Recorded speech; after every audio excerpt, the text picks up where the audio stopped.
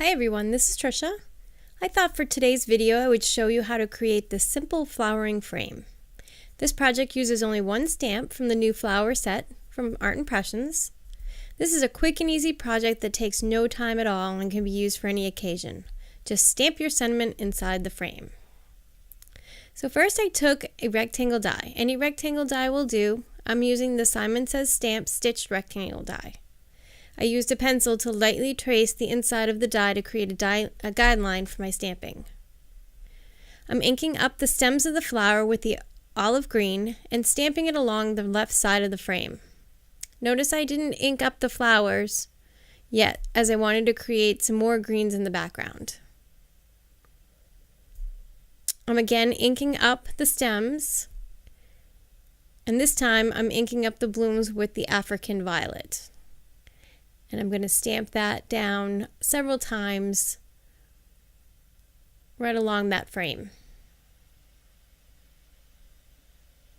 Now I really wanted those stems to come down to a point right along that frame, so I'm just inking up the bottoms of the stamp, the bottom of the stamp, and I'm going to stamp that down as well. I'm going to use the same process on the right hand side with the same stamp, and just stamp that a few times. You'll notice I go back over to the other side and just create a little more height because I really wanted them to fill up a lot of that frame. So now I'm taking my brush with some water, and you'll notice that I'm actually pulling some color out of those stems. I know usually when we have stems we don't pull the color out, but where there's no other greens in this project, I thought it needed a little bit of color pulled out of the stems. I'm actually just going along the sides of them.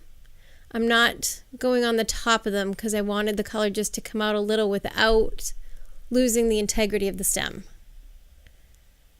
I really wanted this to look really watercolory, so I'm not using a ton of water, but I am using a bit more than I normally do with the stems. So I'm just going to pull that color out on this side as well, just to give a little bit of, it makes it look a little bit fuller too.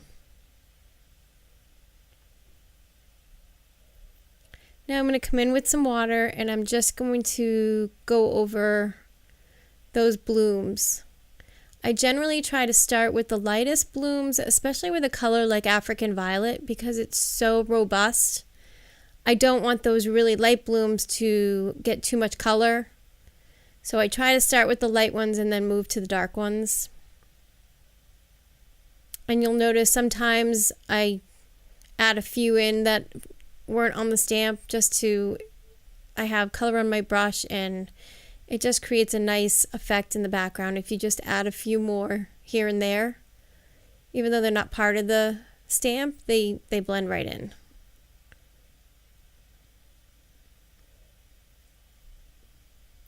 So now I'm going to go around with my paintbrush and I'm going to create this frame.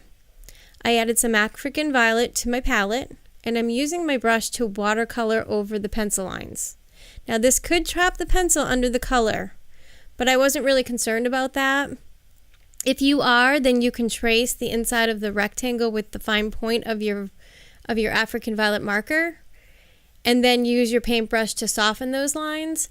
But I wanted this frame to be really, really soft. I didn't want the harsh line of the marker. I just wanted to use the paintbrush to create that frame.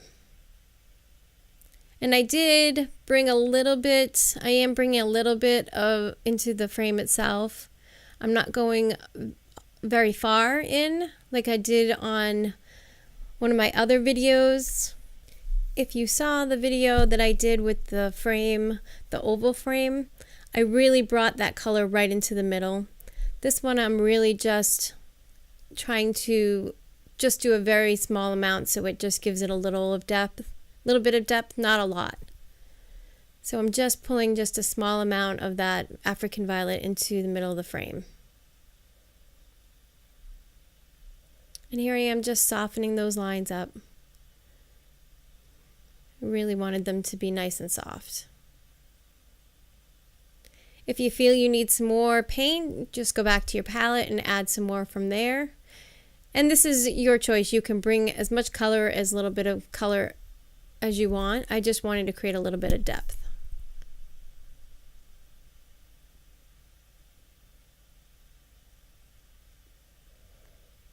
Now lastly, I'm going to sign and date it.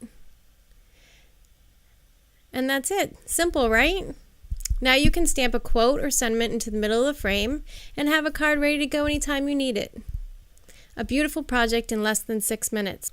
I have a few more videos coming up in the next few weeks, as now I'm obsessed with frames, and I'll show you some unique ways to use your stamps. If you like this video, hit the like button and leave me a comment. And if you want to see more videos, hit the subscribe button. Thank you so much for stopping by today, and I hope you have a great day.